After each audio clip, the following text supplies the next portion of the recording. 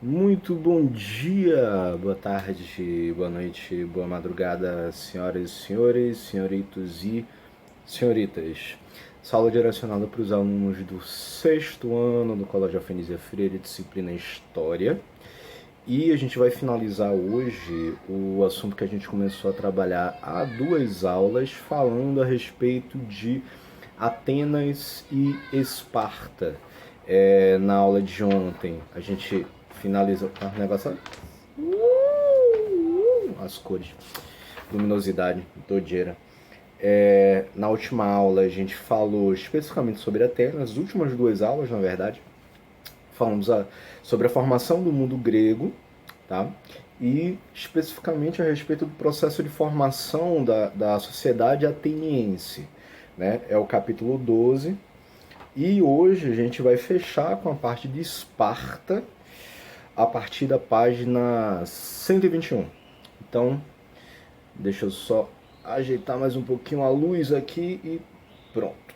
Isso aí. Então, página 121 a gente começa da seguinte forma. Na região grega do Peloponeso, localizava-se a cidade-estado de Esparta. Lembra do filme Os 300? 300 lá, que teve Rodrigo Santoro e tal, um ator brasileiro, né?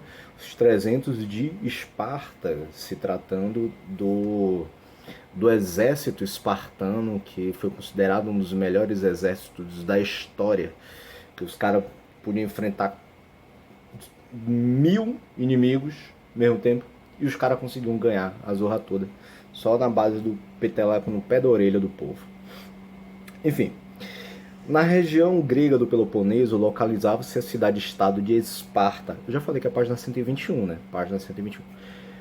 Por volta de 1200 a.C., os dórios, povo nômade, provavelmente de origem asiática, fixaram-se na Península Balcânica, onde fundaram a cidade de Esparta, na região do Peloponeso. Professor, Península Balcânica, era porque na península tinha muito balcão, o pessoal vendia as coisas assim, né? Na feira, montava um balcãozinho assim. Não, gente, tá? Os Balcãs é o nome do lugar, tá?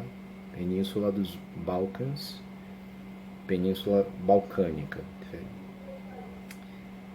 A piada foi horrível, né? Tá, desculpa. Enfim. A sociedade de Esparta manteve a tradição militar dos dórios. Aliás, um pouquinho antes, aqui fala, veja o mapa da página 117 para saber qual é a região do Peloponeso. Né? Então a gente volta um pouquinho ali na página 117 e batendo o olho assim nesse mapa sobre as colônias gregas na antiguidade, a gente vê aí qual era a região em que consistia essa península balcânica, né? Toda a região que era essa península balcânica, região dos Balcãs. Beleza? Beleza. É isso aí. Então, a sociedade de Esparta manteve a tradição militar dos dórios durante a Idade Antiga. Então, os dórios eles também tinham essa força militar e eles conseguiram levar isso para essa formação da sociedade espartana. Então, que teve um foco nessa formação militar que acabou sendo muito forte e aí gerou esse famosíssimo exército espartano. Tá? Então, se vocês quiserem, vão em busca aí do filme 300, os 300 de Esparta. Muito bom, muito bom. Enfim, eles usavam armas de ferro, metal que ainda era desconhecido na Grécia, e, como dedicavam-se à guerra, destruíram a civilização dos povos que lá viviam e escravizaram sua população. Então, quando eles chegaram lá na Grécia, os dórios eles já tinham todo esse conhecimento a respeito dos metais, então suas armas eram de ferro, suas espadas, seus escudos, que eram muito mais fortes que eram muito mais resistentes. Então eles conseguiram, através dessas guerras, vencer diversas batalhas graças a esse conhecimento que eles tinham no uso desses instrumentos, no uso do ferro, na fundição, na forma que eles faziam esses seus materiais bélicos, esses seus materiais de guerra. Então eles tinham um foco muito específico para o fortalecimento do exército deles. Então eles venceram diversas batalhas graças a esse conhecimento que eles tinham, né? E aí, claro, venceram o exército inimigo, passaram o rodo, arrancando a cabeça de um monte de gente lá, destruindo a civilização desses povos que viviam nessa região lá do Peloponeso, e escravizou a população que estava lá, que tinha lá, né? Parte da população, claro, os que sobreviveram. Cercada por montanhas e solos férteis, Esparta desenvolveu como principais atividades econômicas a agricultura e a criação de animais. Aí a gente pode ver que antigamente sempre era assim, uma cidade que era construída na beira do rio, na beira do mar. Então, eles tinham uma facilidade muito grande de ter terras férteis, porque estava sendo tratada todo o tempo, né? O tempo todo estava recebendo lá umidade, estava sendo fertilizada.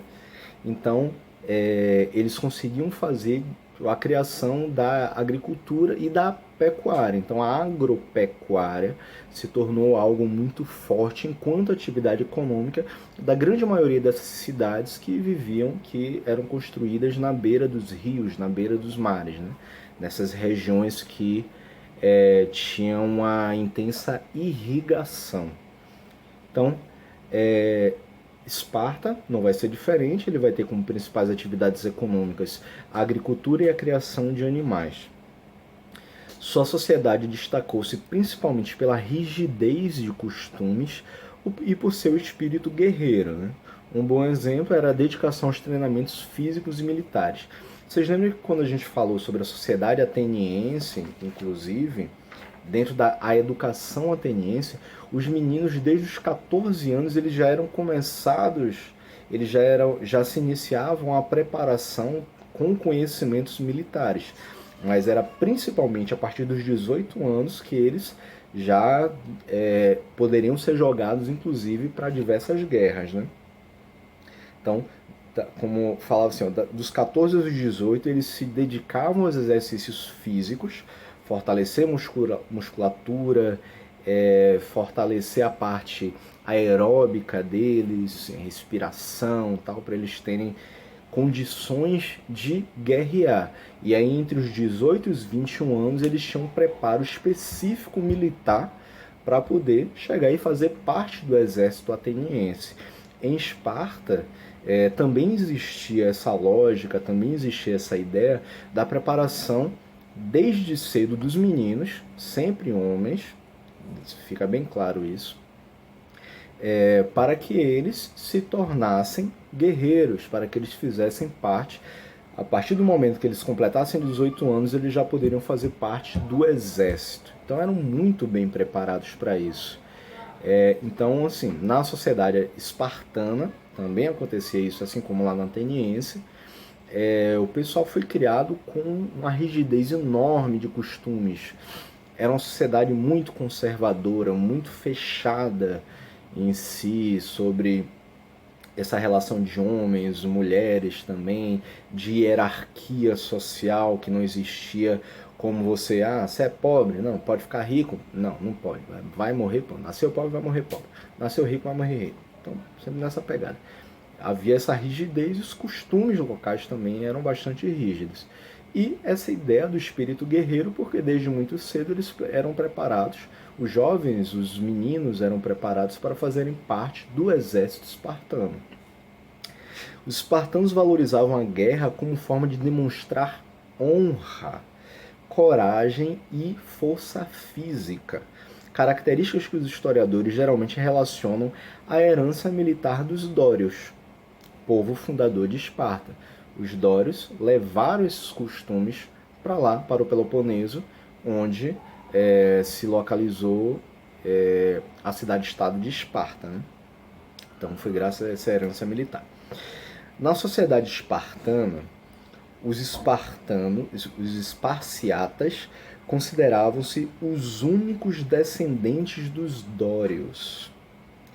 Eram a minoria da população, donos das melhores terras e, além disso, somente eles tinham direito à cidadania, controlando o governo. Então aqui, ó, dentro de Esparta, os esparciatas eram aqueles que eram os descendentes diretos dos dórios, tá? Que eram filhos da população doriana, da população dórica, né? Então, quando eles chegaram lá no Peloponeso, chegaram lá a Esparta, eles tinham sangue dório.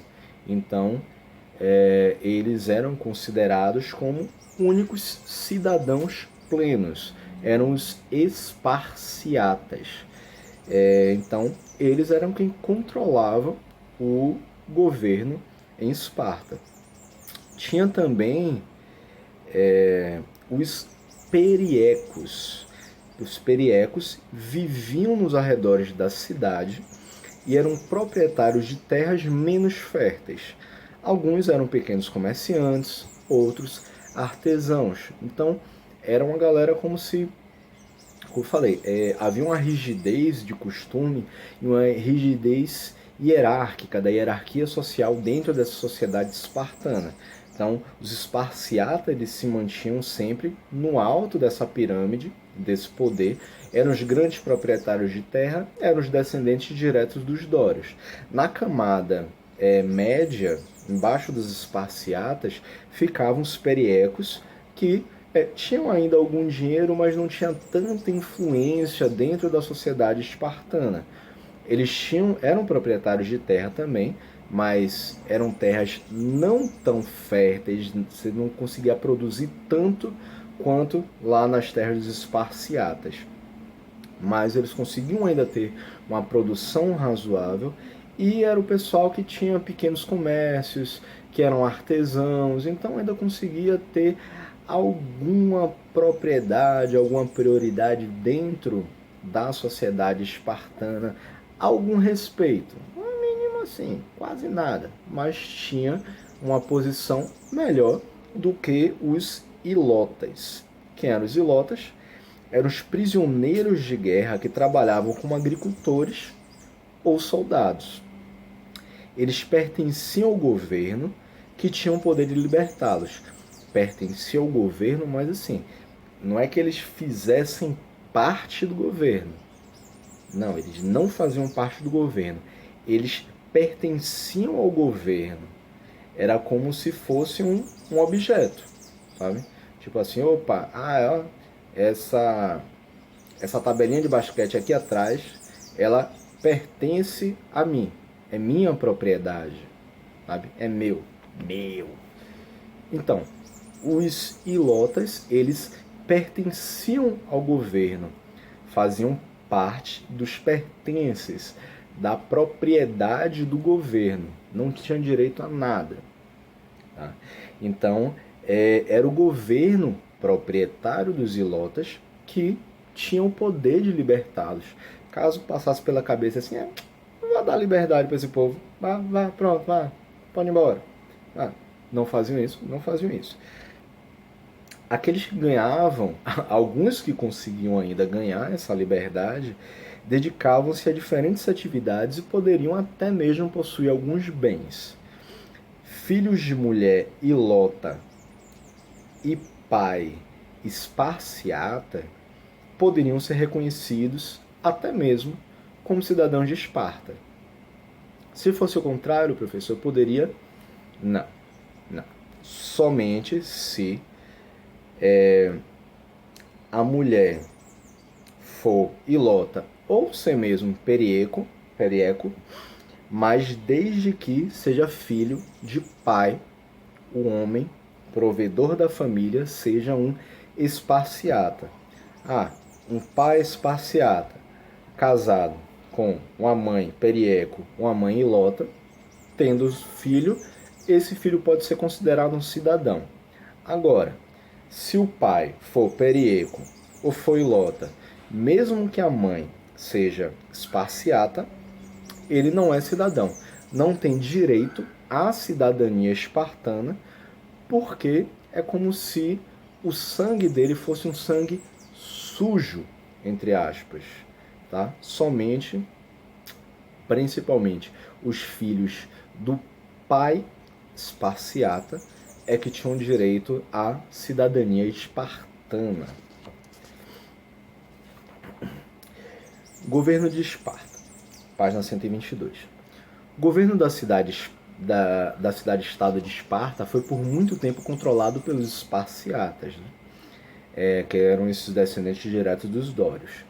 Em fins do século 7 a.C., organizou-se na cidade a diarquia, isto é, um governo exercido por 2 reis com funções religiosas e militares. Diarquia di significa 2, justamente, então 2 reis. Monarquia, um rei, ó, mono, monarquia. Diarquia, 2, tá vendo? Então, era exercido por 2 reis com funções religiosas e militares.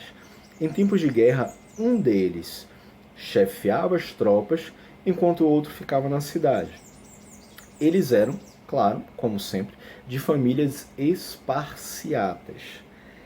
Tinham um grande prestígio, claro, mas pouca influência política. Seu poder era limitado por 3 órgãos formados por esparciatas, que era o Elforato, a Gerúsia e a Apela. E aqui, o que é cada uma dessas coisas? Eforato é composto de 5 membros chamados de éforos. Eles eram eleitos anualmente. Olha a ideia de democracia, olha a ideia de eleição. Ainda que exista a ideia de um rei, ou nesse caso aqui de 2 reis, ainda assim existia alguma ideia a respeito de democracia. Claro que era uma democracia limitada somente àqueles cidadãos que eram os esparciatas. O restante do pessoal não teria como votar por ninguém. Mas o Elforato, ele era composto desses 5 membros, que eram chamados de éforos, que eram eleitos anualmente. Governavam então a cidade e controlavam o poder dos reis. Participavam das decisões militares, econômicas e das negociações com outras cidades. Era como se esses 5 membros fossem uma espécie de chanceler. Professor, que diacho de chanceler? Você sabe como é na Inglaterra, hoje em dia? Você tem a Rainha Elizabeth, né? Mas você tem um chanceler, ou primeiro-ministro, que é o Boris Johnson, um carinha louro que só fica com o cabelo todo descabelado. Pronto, ele mesmo. Então, as decisões políticas partem dele e do parlamento, através de votações. Mas a decisão final acaba sendo dele. Questões cerimoniais, questões ritualísticas, de rituais, aí cabe à Rainha Elizabeth. Aqui na Grécia, a democracia espartana funcionava mais ou menos da mesma forma. A diarquia, essa cidade organizada com 2 reis com função religiosa e militar, eles tinham que obedecer ao Elforato. As decisões políticas partiam desse grupo de éforos, que eram aqueles que eram eleitos diretamente pelos cidadãos. Cidadãos que eram somente os esparciatas, grande minoria da população. Então, era através do Elforato, dessa reunião desses 5 éforos, que saíam essas decisões militares, econômicas e as negociações com outras cidades. Mas e aí, vamos atacar tal cidade? Aí os 5 éforos ó, cochichava ali, falava assim, taca ali pau, doido, ui! Pronto, aí iam pra lá e iam atacar a cidade. Então, a gente precisa se defender. Os éforos se juntavam, entravam em um acordo ali, a maioria, né, são 5, então 3 votavam a favor, 2 contra, então a maioria ganhou. Então, as decisões econômicas, as negociações com outras cidades, todas elas eram decisões através do Elforato que informavam aos reis da diarquia, no caso principalmente das questões militares, e aí sim é que o rei poderia chegar e partir para a guerra, ou não. Havia também a Gerúsia, conselho formado pelos 2 reis, e por 28 esparciatas, com mais de 60 anos. E aí, essa galera que elaborava as leis, fazia lá a legislação. Seus membros também eram chamados de gerontes. Por que? Você vê assim, geronte. Qual é o nome do médico que é especializado no tratamento com idosos? Geriatra. Ó, geriatra, geronte, esse iniciozinho da palavra, né? Geriatra, geronte, Gerúsia. Jerusa é nome de velho, né? Eu tenho uma conhecida chamada Jerusa. Você olha pra pessoa, se a pessoa pode ter. Acabou de nascer, você já olha assim, ixi, Maria, nasceu velha. Com esse nome, filho. Mas enfim. A Gerúsia era formada então por esses 2 reis e por 28 esparciatas com mais de 60 anos, porque se tinha ideia assim, não, é o grupo de anciãos, é o grupo dos mais sábios. Aquela ligação de que quanto mais velha a pessoa, mais sábia ela é, mais inteligente ela é, pela própria experiência de vida. Hoje em dia a gente acaba vendo que não é bem assim não, tem um monte de velho burro mesmo, né? É só olhar pro governo, assim, para os governos, né? Não é somente esse governo não, tem um monte de governo aí, que o povo tá ficando velho, tá ficando gagá, tá ficando, parece que mongoloide, né? Todo idiotão. Mas, pelo menos naquela época, eles acreditavam que essa reunião, esse conselho de esse conselho de anciões, conselho com esses 28 esparciatas de mais de 60 anos, era o melhor para poder decidir a respeito das leis ali existentes, né? Que poderiam existir. E aí, esses membros eram chamados de gerontes. Gerontes eram os membros da Gerúsia, que era o conselho que reunia os 2 reis e 28 esparciatas com mais de 60 anos. Gravou? Gravou, isso aí. E por último, a Ápela. Ápela era a Assembleia de Cidadãos com mais de 30 anos de idade que escolhiam os éforos e os membros da Gerúsia. Então, a Ápela continha todos os cidadãos que tinham direito a voto. Para ter direito a voto, eram aquelas pessoas que eram considerados como cidadãos que só podiam ser o quê? Esparciata, homem e ter mais de 30 anos de idade. Pronto. Sendo esparciata, sendo homem e tendo mais de 30 anos de idade, você fazia parte da Ápela, que era a Assembleia dos Cidadãos que poderiam que tinham direito de voto e escolhiam tanto os éforos, aqueles 5 membros lá do Eforato, quanto os membros da Gerúsia, os 28 gerontes. Beleza? Beleza. Aí você vê o busto de Licurgo, busto é essa estatueta, essa estátua aí, que aparece somente das pitiolas do rapaz pra cima, né? Pro cabelo. É como, tipo, eu aparecendo aqui agora na telinha de vocês, ó, só dos peitos pra cima, tá vendo? Se chama busto, porque aqui é o busto, entendeu? O busto, né? Aí, para de cima, cabeça, ok? Ok. Se não, se fosse uma estátua inteira, não seria busto, seria uma estátua inteira. Tá? Nos ensinamentos transmitidos pela tradição oral grega, consta que Licurgo foi o mais importante legislador de Esparta, responsável por implantar um modelo de governo espartano. Valorizava o cumprimento das leis, a necessidade de homenagear os mais velhos, tá vendo? Respeito com o vovô aí e a vovó. Respeito com os mais velhos, tipo o professor aqui, bem mais velho que vocês. Mesmo que a gente fale uma besteira de vez em quando. Respeitar as crenças religiosas, isso vale para qualquer crença religiosa, tá vendo aí? E as tradições do povo. Na sociedade espartana, aos 7 anos de idade, os meninos das famílias esparciata, descendentes dos dórios, eram enviados para acampamentos militares. 7 anos de idade, os bichinhos, pobre coitado, eram enviados para acampamento militar, onde praticavam exercícios físicos. Os atenienses eram lá a partir dos 14 anos. Com os espartanos já era a partir dos 7 anos de idade que eles tinham acesso a esses exercícios físicos. Chega a voz falhou. Esses exercícios físicos. Enfrentavam fome, sede e frio a fim de se prepararem para as dificuldades que provavelmente enfrentariam em uma guerra. Aprender a ler e escrever não era considerado tão importante assim não.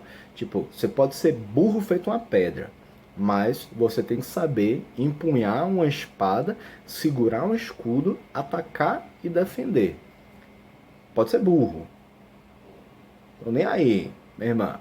Desde que você saiba lutar. Né? Enfim. Para aperfeiçoar seu treinamento, aos 14 anos, os jovens acompanhavam os soldados em batalhas de verdade. Já com 14 anos, vai pensar em estudar? Não. Vá pra guerra, meu irmão. Vá acompanhar os soldados aí pra você ver a madeira piar, velho. Aos 20 anos, eram considerados preparados para participar da guerra. Preparação que se começava lá com 7 anos, com 20 anos já era dito assim: meu irmão, vá pra guerra. Volte vivo, de preferência. Ou então nem volte. Somente abandonavam o exército e as funções militares ao completarem 60 anos de idade. Ou seja, você vivia basicamente 53 anos da sua vida ligados ao exército. Porque com 7 anos era enviado para acampamento militar, ou seja, todos vocês aí, meninos, teriam sido enviados para um acampamento militar já há alguns anos, e só perderia esse vínculo, só deixaria de ter esse vínculo militar, esse vínculo com o exército, ao completar 60 anos de idade. E aí, sendo um cidadão esparciata, passando de 60 anos, de repente, se der sorte, você ainda vai ser escolhido lá como um éforo, né? Nas famílias mais poderosas, pessoal que tem o bambá, o dinheiro, nas famílias mais poderosas, as meninas eram cuidadas para crescerem saudáveis e terem filhos fortes. Para quê? Servir ao exército. Seu filho, lá, as meninas, as mulheres, tinham seus nenevinhos, seus bebês, com 7 anos de idade, sua criancinha fofa, ao invés de estar lá brincando, ao invés de estar catando a caquinha do nariz, metendo dentro da boca ainda, gritando mamãe, correndo pela casa, já era mandado para o acampamento militar. 7 anos de idade, a criança já era tirada dos braços da mãe para poder ir para o acampamento militar. Mas a ideia era que essas meninas, desde muito cedo, elas já seriam preparadas para serem boas esposas e para procriarem, para ter filho, para gerar filhos, preferencialmente filhos homens, para que estes filhos homens fossem enviados para a guerra. Então, as meninas, elas praticavam jogos, ginástica, dança, aprendiam música, e canto. Quando adultas, casavam-se, criavam seus filhos e acabavam sendo respeitadas entre aspas, por serem mães e esposas dos guerreiros, somente as esparciatas. As famílias menos abastadas, o pessoal que tinha menos dinheiro, geralmente criavam suas filhas dentro de casa, mas muitas mulheres de trabalhadores exerciam atividades fora de casa para ajudar no sustento familiar. Trabalhava no comércio, trabalhava na casa das pessoas, trabalhava lavando roupa e assim por diante, né? Mas não tinham esse respeito que as mulheres esparciatas, as esposas dos esparciatas tinham, né? Dentro da sociedade.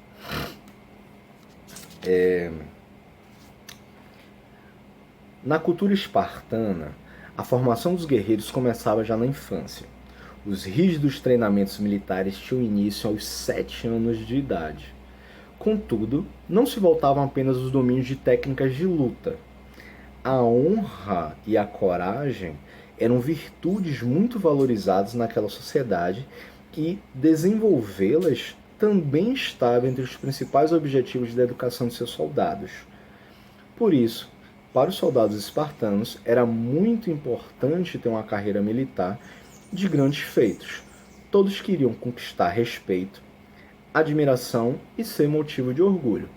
Por isso que eu falei, foi para a guerra, volte morto ou vencedor. Se perder uma batalha, se perder uma guerra, nem volte para casa, porque essa ideia de honra, de respeito, de ser motivo de orgulho, de ser motivo de admiração, não existe para os derrotados dentro da sociedade espartana, que tem essa ligação muito forte com a ideia de militarismo, com a ideia do ser militar, de ser guerreiro. Perdeu, se leou, pai. Que morra no meio da batalha. No filme 300, de Esparta, vocês podem assistir, procurei no YouTube, vocês vão ver bem a respeito disso. Existe essa discussão também sobre a ideia de honra, né?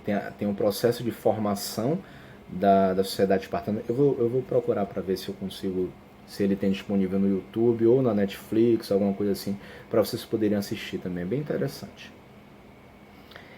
O texto a seguir é o fragmento de um poema escrito por Tirteu, poeta espartano que viveu no século 7 a.C. Leia atentamente o texto e em seguida responda as questões. Eu não lembraria nem celebraria um homem pela sua excelência na corrida ou na luta, nem que tivessem dos ciclopes a estatura e a força, e vencesse na corrida o Trácio Bóreas, nem que tivesse figura mais graciosa que Titono, ou fosse mais rico do que Midas e Cinyras, ou mais poderoso que Pélops, filho de Tântalo, ou tivesse a eloquência dulcíssima de Adrasto, ou possuísse toda a glória, se lhe faltasse a coragem valorosa. Então, esse texto, esse poema de Tirteu, fala justamente isso. O cara pode ser o mais inteligente, pode ser o mais rico, pode ser o melhor orador do mundo, pode ser um cara bem alto, bem forte, pode ser o cara mais bonito, mais poderoso, politicamente mais influente de todos. Entretanto, se ele não fosse considerado alguém corajoso o suficiente para fazer parte de uma guerra, para fazer parte de uma batalha e vencer aquela batalha, de nada vale qualquer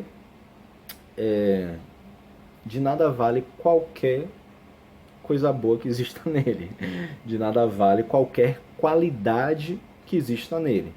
A única qualidade que importa para o espartano, ligado a essa ideia de militar, ligado a essa ideia de exaltação da força do seu exército, é a coragem, que é através dela que você pode conquistar o respeito, a admiração e ser motivo de orgulho de sua família e de seu povo. Então, e aí a gente tem essa imagenzinha bonitinha aí, dizendo: o cidadão soldado espartano era conhecido como hoplita nos combates, além do uso do elmo é o capacete, tá? Para proteger a cabeça e da couraça para proteger o peito. Os hoplitas portavam lança e escudo, importante equipamento de proteção. Então, o hoplita espartano, esse cidadão soldado, ele tinha todo esse aparato de proteção. O elmo, que é o capacete, a couraça, que é uma espécie de armadura mesmo, feita com metal, então é um pouquinho pesado também, né? Porque aí se o cara levar levar uma espadada, levar uma lança no peito, dependendo da força, né, que bater, pode ser que ele acabe nem se ferindo, graças a essa armadura, graças a essa couraça que ele está usando, né? Tem uma parte preenchida de couro e outra de metal, como se fosse um monte de medalhinha, né? Eles portavam também a lança para o ataque e o escudo como forma de proteção. Ok? Ok. E aí a gente tem 4 perguntinhas. 4 perguntinhas aí. Qual o tema central do poema? De que modo esse poema pode ser relacionado com a educação e a vida dos espartanos? Os soldados espartanos lutavam com grande determinação e não temiam a morte. O que pode explicar esse comportamento? E o poeta menciona diversas figuras lendárias de seu tempo, como os Ciclopes, o Trácio Bóreas, Titônus, Cinyras, Pélopes ou Adrasto.